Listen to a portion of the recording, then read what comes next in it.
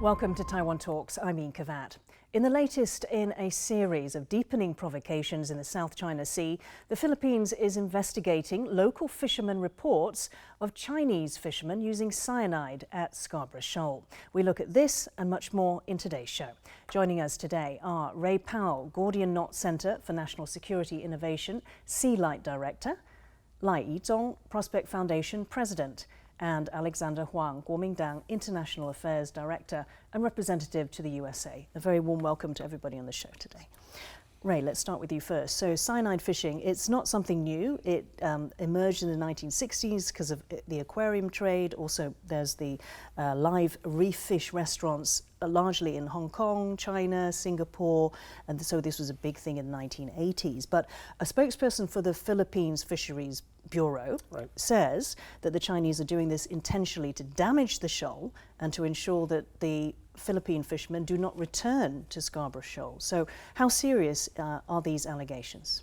Well, I think certainly, damage to Scarborough Shoal is extremely serious, and because China has controlled the shoal since 2012, there's a lot of concern in the Philippines about long-term damage. In fact, whether the shoal can really recover from all the damage that's been done over the past 12 years.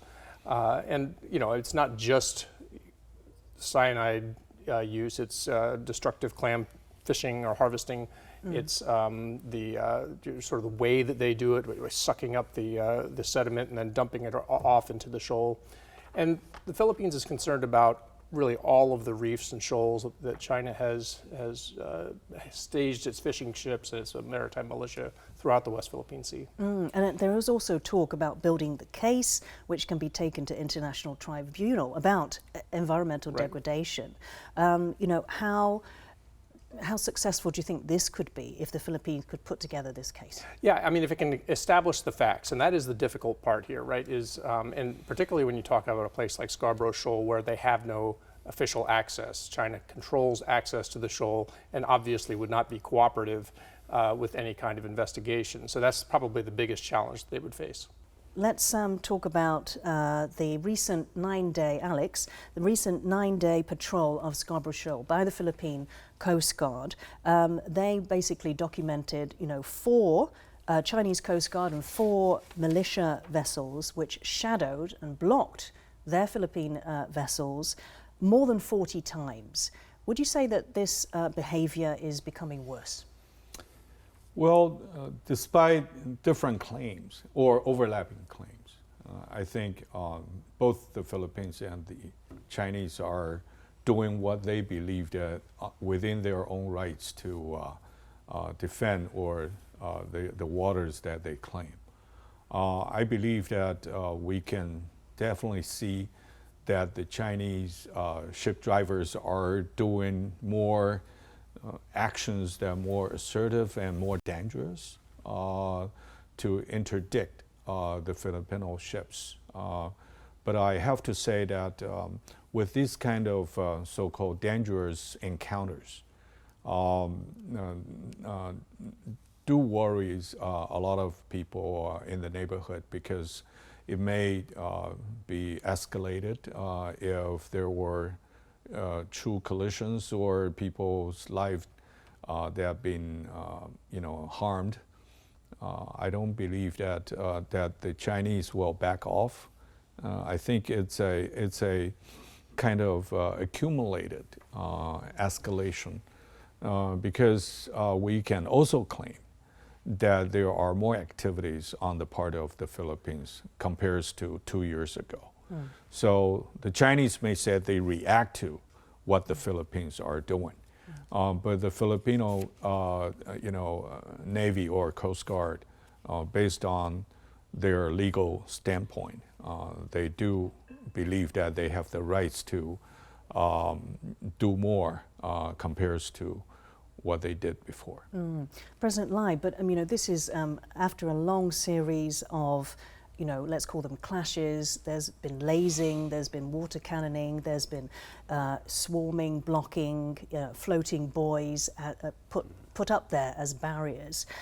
Do you see that either side's behavior is getting worse? I mean, Alex seems to be saying that, in a sense, each side is reacting to the other. I think if you compare with what was happening in Scarborough Shoal like about 10 or 12 years ago, because the way that China was able to occupy the Scarborough Shoal started when China started to amass and sending out its ships, constantly patrolling that area. Over the years of the Chinese build-up in those artificial islands, already they were able to have a permanent presence of a certain amount of the Coast Guard or the military forces to reinforce their claim over that area, and they can go to the places of the dispute very quickly. So that if that is the case, then we are seeing actually a increasing number of the presence that started to manifest itself into a certain form of military operations. Right, is it a reflection basically of the military buildup by China? Well, certainly China has the capacity to project power deep into the Philippines' exclusive economic zone, especially from its base at Mischief Reef, which is only, after all, about 35 kilometers away from Second Thomas Shoal. And the buildup of its Coast Guard, maritime militia, and Navy has been substantial over the past decade. So yes, their capacity to make trouble is much higher, and their willingness to make trouble seems to be much higher based on their growing national confidence. Okay.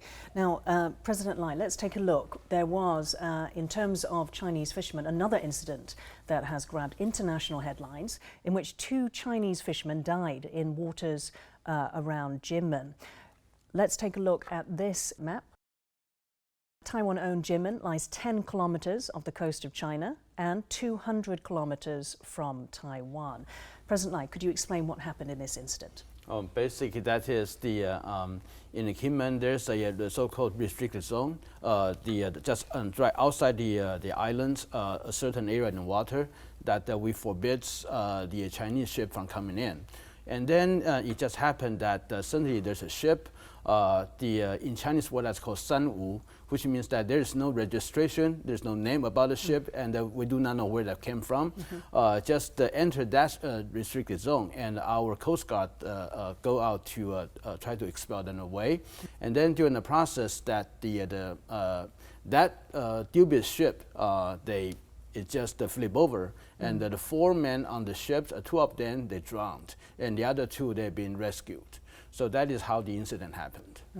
Alex, let's talk about things that have happened since then. There have been 4 or 5 Chinese Coast Guard that have been sent to the waters around Jinmen. One apparently entered Taiwan's territorial waters. Also, a Taiwanese cruise ship was boarded and inspected by Chinese Coast Guard. That's been released and it's been sent back to Jinmen. What would you say is the likelihood of things escalating in this incident? Yeah, as I-chung had introduced, that Taiwan, based on our own law, had declared a restricted or prohibited waters, surrounding the Kinmen Island. The incident that you mentioned, that a Taiwanese tourist fishing boat that been aborted by the Chinese Coast Guard, that site was outside of our own defined restricted waters. So the complication 1. Complication 2 is that China had never done that before, even though the tourist boat were not strictly followed, our own defined zone, and sometimes it's for tourism. So they did not, there's no line on the water. So sometimes the Chinese in the past, they did not bother to disturb this kind of tourist activity. But given, the incident a few days ago that 2, claimed Chinese fishermen got drowned, and now still in the process of, identify the legal responsibility. With this newly developed incident, I have to say it's unfortunate, it's unprecedented, and we do not want any further escalation. Because we understand that the government on both sides of the Taiwan Strait, they wanted to do something to show that they adhere with their own self-defined legal standpoint. But on the other hand... So when Chinese Coast Guard enters Taiwan's territorial waters around Jinmen, close to Jinmen, at Jinmen, what should Taiwan do? Based on our old rule of engagement concept, that the defending garrison troops can shoot at any, floating objects that get into that water, because we consider that as a security threat. But for thousands of times, because of the specific political situation, neither side really want to pull the trigger and shoot at someone. So it has been a very gray area that, depending on the political atmosphere and situation and the relationship between the two, then we see different practice. And recently it's more escalated. Yeah, Ray, I mean, in the median line in the Taiwan Strait, China says it does not exist. They're basically attempting to erase it. Do you see this as more of similar actions, gray zone tactics and warfare to intimidate Taiwan? Sure. So when we talk about the gray zone, essentially we're talking about things that are opaque and deniable, and so anything that can sort of fuzz up that space between peace and war, legal and illegal, and China really is probably the most sophisticated state gray zone actor the world has ever seen. So Beijing likes to exploit those seams and those strange places where you can't quite define what they're doing as this or that. So, things like this, things like, exploiting traversing the median line or all of the ADIS violations, all of these things that they do, those are meant to try to normalize those activities. So over a long period of time, you just sort of get used to it, and then it's no longer a news story. It's no longer a big deal. Then they can sort of ratchet up to whatever the next thing is, and that becomes yesterday's news, and the new normal is whatever they've gone to. So that becomes that, so everything sort of below that line now is normalized. And they've done the same thing throughout the South China Sea, where they have regularly, for example, conducted what we call intrusive patrols into the exclusive economic zones of their neighbors, to the point where their neighbors don't remark on it anymore. It just is one of those things that happens, and it's become so normal that there are no pictures, there are no protests even. It just sort of quietly goes by. And this is where the campaign of assertive transparency, which is actually a term that you coined at SeaLight, comes into play, doesn't it? How do you think Taiwan could use, the help of assertive transparency? Well, so what we like to say with assertive transparency is it sets three conditions that can help defeat gray zone activities. One of those is it builds national resilience. So the civil society, the population, the government begins to get behind a need to do necessary things, like, for example, spend more on defense, or increase your maritime capacity, or introduce legislation that is meant to sort of help combat these things. The second thing it can do is to build international support, and I think we've seen this happen very much in the Philippines, where you've had, of course, the United States reaffirm its treaty commitments. You've had European nations, Australia, Japan come in with offers of aid and support. And then the final thing it does is it imposes reputational costs on the actor, in this case China, which has clearly, although it has, I think, a higher tolerance for reputational costs than it used to, it's clearly being bothered by all of the attention it's been getting from all of the pictures and video that the Philippines has been releasing. And so you see this in a lot of their propaganda outlets, the Global Times and these kinds of things, complaining about how the Philippines is just a tool of the United States for great power competition and all of these things. It wouldn't bother doing these things if it weren't very disturbed by all of the photos. President Lai, so let's taking that and applying it to Taiwan. It's interesting that Taiwan publishes incursions into its air defense identification zone, ADIZ, but there are critics of that approach. The critics say that Taiwan should not publish every incursion. It should only publish incursions perhaps into contiguous waters, much closer to its own territory. What's your view? Is your view that in fact Taiwan has been practicing a form of assertive transparency, perhaps not going all the way in terms of the Philippines with the photos and asking media to come on board, but maybe it should?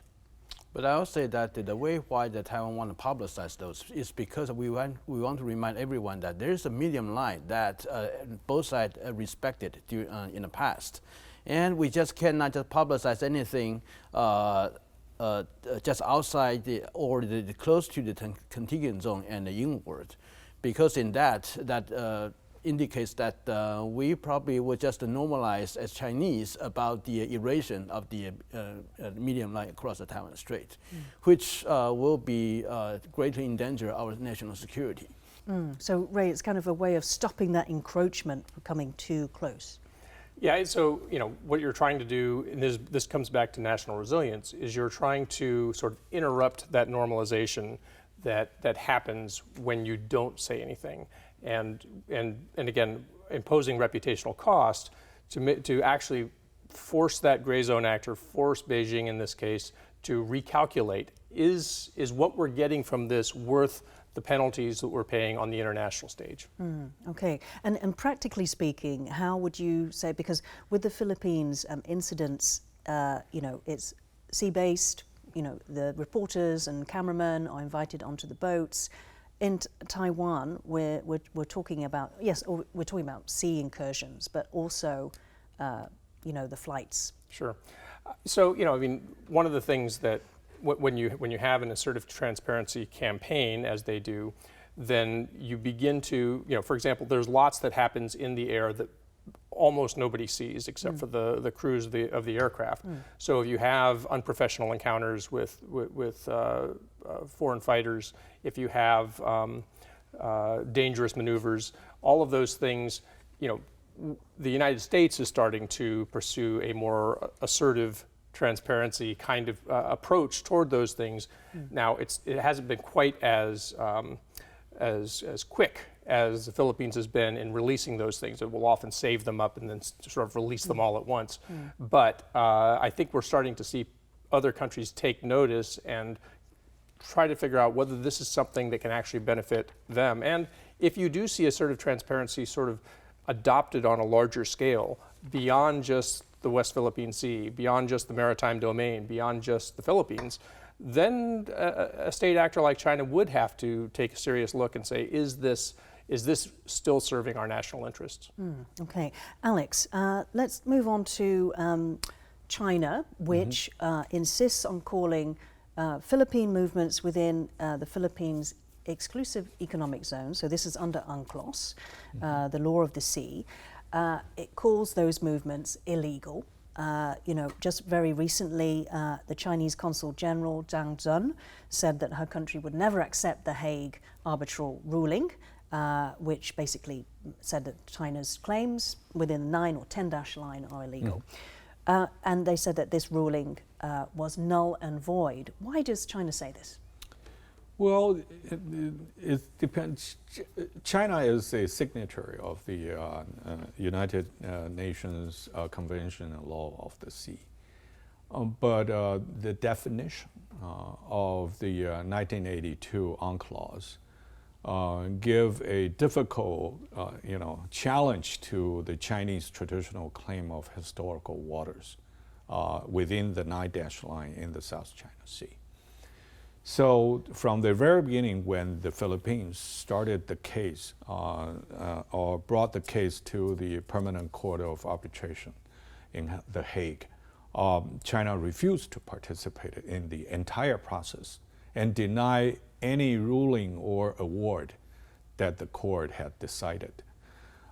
So strictly say that China can continue their own narrative and say, because I did not participate, I do not agree. So in any case, no matter China agrees or not, the fact is that based on the current situation with different interpretations, I don't think the world or most of the countries would buy the Chinese theory or definition.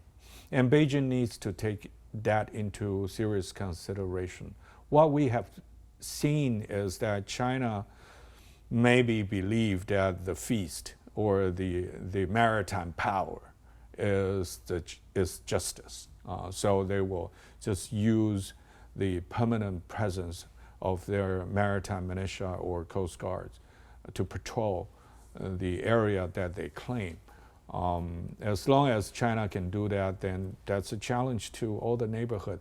They did the same thing to the Senkaku Islands or the Diaoyutai area.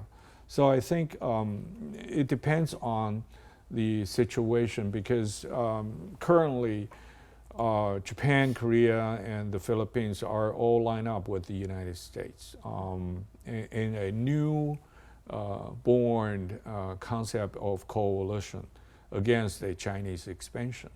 And China must understand that.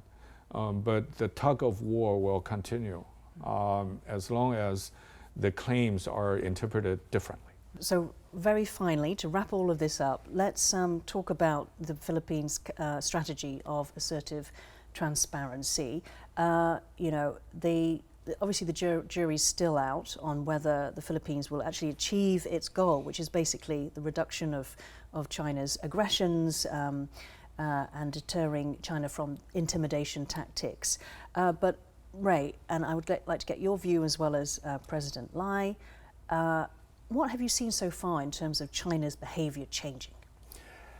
Sometimes we actually see a very immediate change in behavior. So for example, last March, when the Philippines sent out its aircraft and its ships to take pictures of the vessel swarm off of T2 Island, where the Philippines has its largest Spratly Island outpost, immediately you saw the ships around T2 Island, the Chinese ships, there were about 45 of them, disperse into like a 25-kilometer radius just so that they wouldn't be photographed together. Then I think what we saw a ramping up. So we did see an escalation by China in the area around Second Thomas Shoal. And I think that was an attempt to try to get the Philippines to back down. And the Philippines stuck with it. You know, they rode the escalation, which is really, you know, to their credit, because I think, you know, it's very nervy to go up against a large power like that as the Philippines and to sort of ride that wave. I think coming into 2024, it remains to be seen. The last resupply at Second Thomas Shoal was uneventful, which was a welcome relief. It remains to be seen whether that's going to continue. President Lai, does this campaign basically make China become more aggressive? Well, Chinese basically just respect the force and also the will to use force. That's how they calculate and the response to every challenge they face. I would say that based on the experiences of the year 2014, the Vietnam versus China in the west side of South China Sea, and also year 2017 when the India faces China in the area near Bhutan. China backed down, or China did not go out to escalate due to the sheer will and determination to resist about Chinese pressure by both Vietnam and India. I think the Philippines probably in the year 2012 and 13 they got the lessons. So this time they wanted to be more assertive in getting it through. So I will say that both Japan and Taiwan probably eventually that the kind of the contest of the will that's going to be imposed on us. Okay, we're going to have to wrap it up there. Thank you so much, Ray Powell, President Lai I-chung and Alexander Huang for joining Taiwan Talks today. If you liked our show, please search for us on YouTube, give us a thumbs up and hit subscribe to our channel. Thank you for watching our show today. Stay safe and see you next time.